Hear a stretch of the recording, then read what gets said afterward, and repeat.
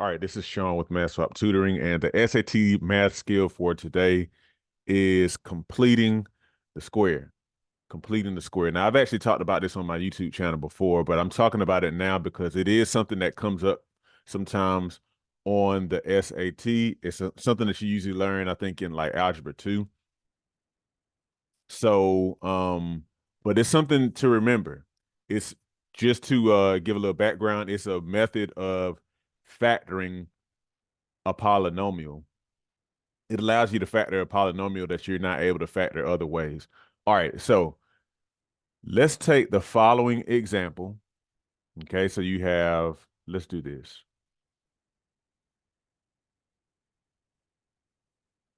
Okay, let's say you have x squared plus 5x. Actually, let's do it like this, plus 1. And you're wanting to factor this, but it's not immediately um apparent how this can be factored. You can't like break it up into two like binomials or anything like that. But what we're gonna do is complete the square. Now, actually, what we're gonna first of all, what we're gonna do is we're gonna illustrate this. Now, let's take this part right here. And I want to actually go through all of this because I think it's important to understand what we're doing whenever we complete the square. Okay, here we are. So we want to get a shape here. And then make another shape like this. Okay.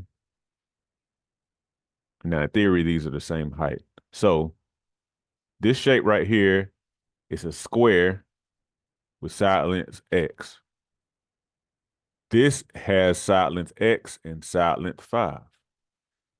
The area of this square is x squared. And we're adding that to this rectangle here, which has area of 5x, length times width. Now, in us adding this here to get to this, say the way that we're gonna stick this on here, but say that we kind of split it up into halves. And what happens is,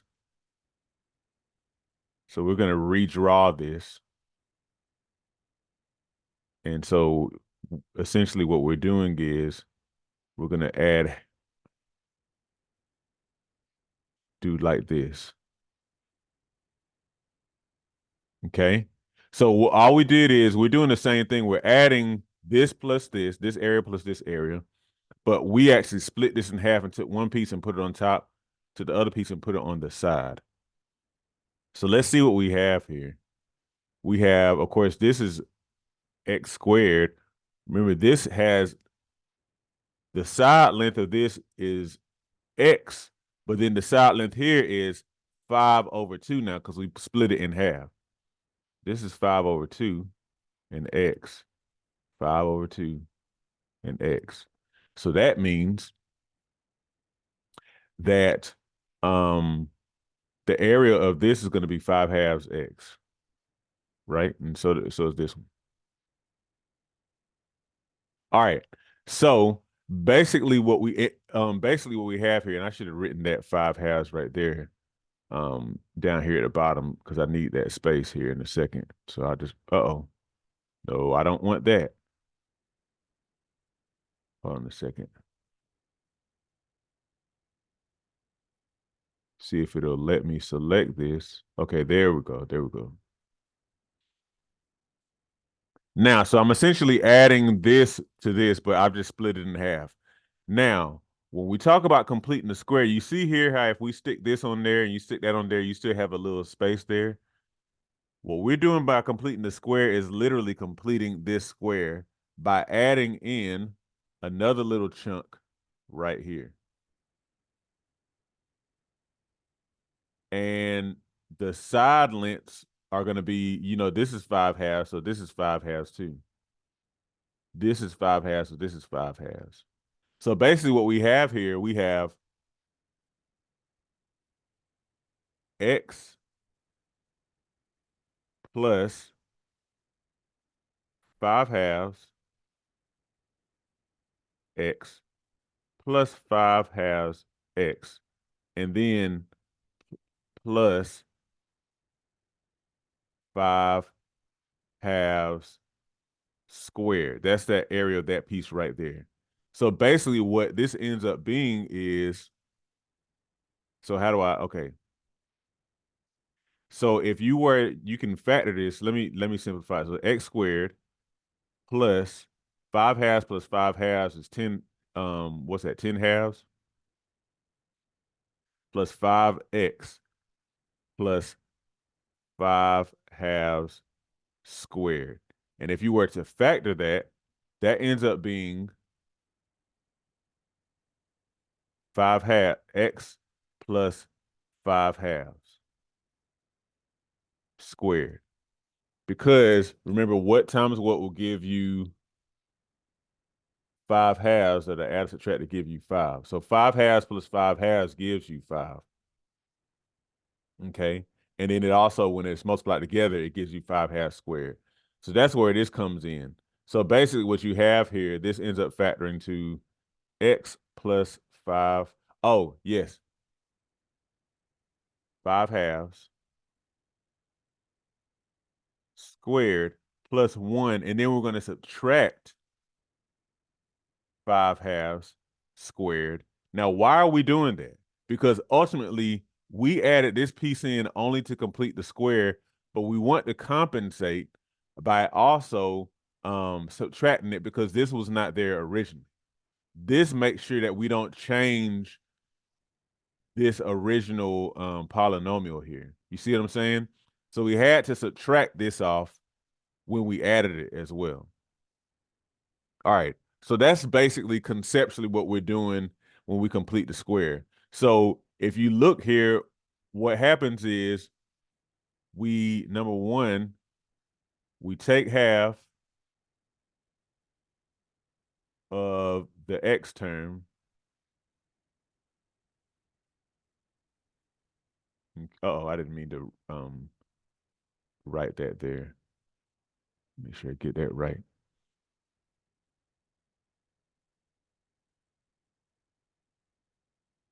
We take half of that and then we square it.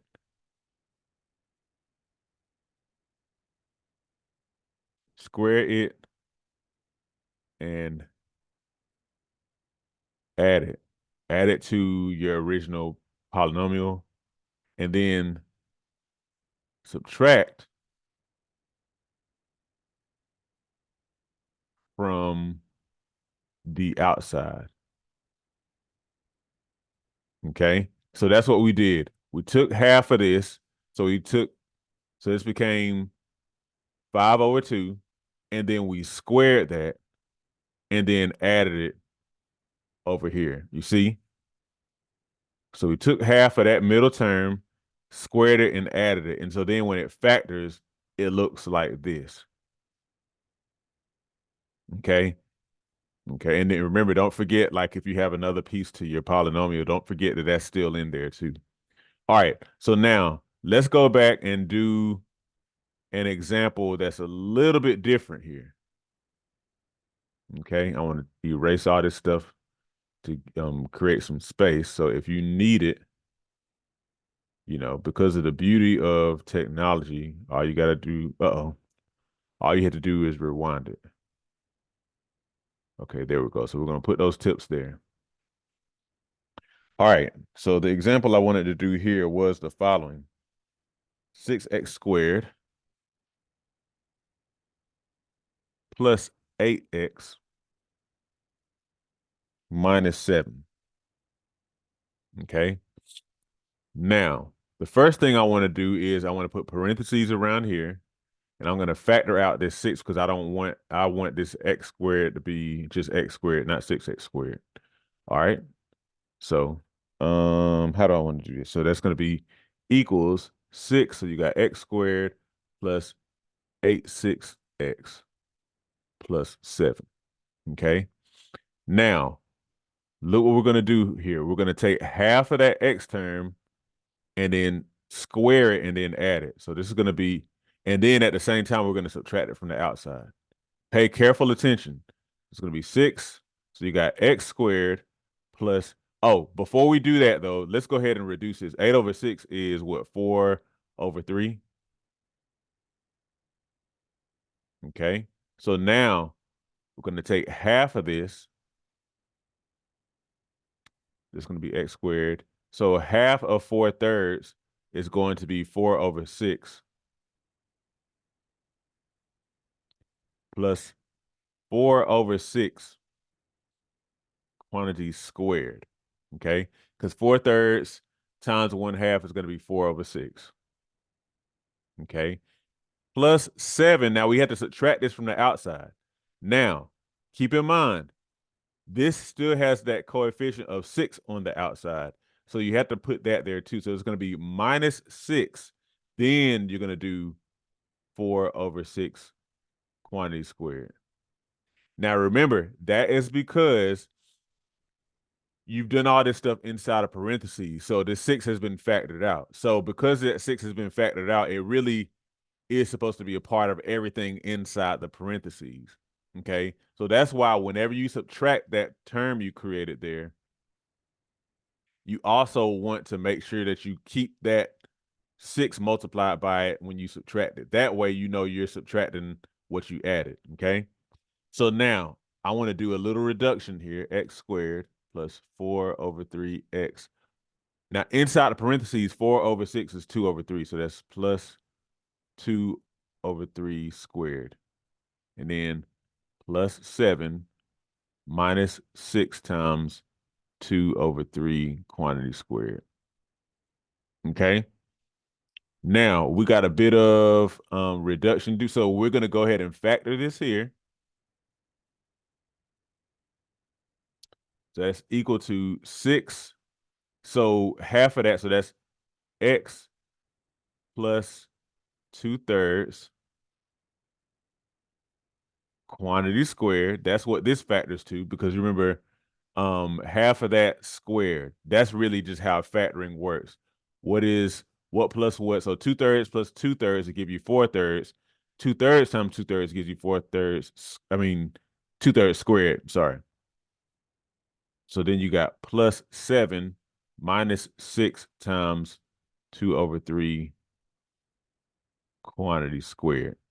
Now, all that's really left to do is for us to simplify this outside part here. So that's 6 um x plus 2/3 squared plus 7. Now, 2/3 squared is going to be 4 over 9. So that's minus 6 times 4 over 9. Here you have, so you have both of these are divisible by 3. So this goes to 2. This goes to 3.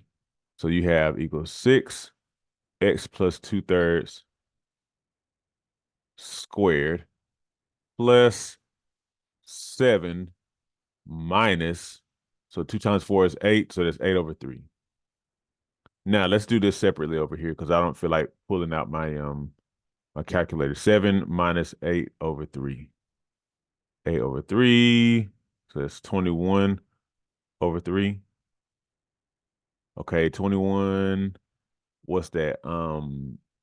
21 minus 8, 20 minus 7, so that's 13. Okay, so 13 over 3 equals 6 x plus 2/3 squared plus 13 over 3. Okay. Okay, so let's see. I want to make sure. Hold on 1 second.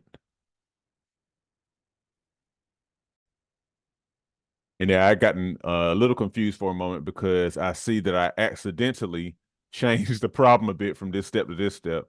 I changed that minus to a plus. So we're just going to let that be the original problem so I don't cause any confusion, any additional confusion, that is. So just keep that in mind. So if this had been a minus 7, then that would have been 20. This would have been negative 29 over 3 instead of 13 over 3.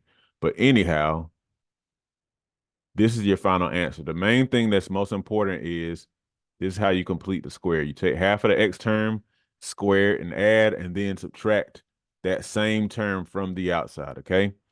If you want to join my math practice class where we do also do a little bit of verbal practice as well. Go to that link down there, patreon.com/math tutoring. Don't forget to subscribe and to like, share this video. Stay tuned, y'all. I appreciate y'all and do well on the SAT. All right.